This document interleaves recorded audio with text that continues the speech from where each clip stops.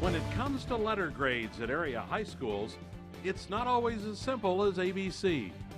What's considered an A at one school might be considered a B at another. And that has Green Bay area schools reevaluating their grading standards. What changes could be coming in the fall, topping tonight's Fox 11 News at 9. Good evening, everyone, and thanks for joining us tonight. Green Bay district leaders say they're trying to level the playing field for the students. Yeah, compared with students in other districts, and tonight they laid out their plans to make some changes. Fox 11's Kelly Schlicht was there for the layout of those plans, and no final decision yet, Kelly, but what would that new grading scale look like? Well, Tom, it's actually the same scale most area school districts already use. Tonight, we take a closer look. Parents, students, and teachers who formed a grading scale task force shared their vision for a new scale.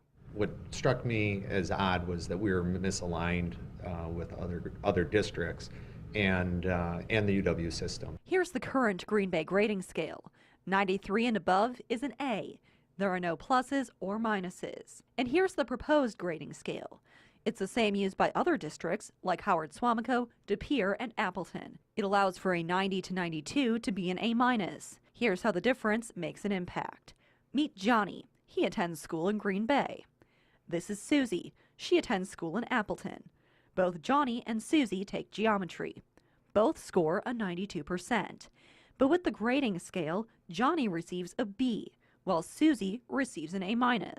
And that means a difference in their grade point averages. And it is somewhat unforgiving because if you get a 92%, you do drop a full grade point. Students on the task force say this will make them more competitive against their peers for scholarships. When you're on borderline between a 3.9 and 3.8, that can mean the difference between $1,000, a couple $100, which is a lot of money. Staff say they adopted the current grading scale in the mid-90s to set higher standards.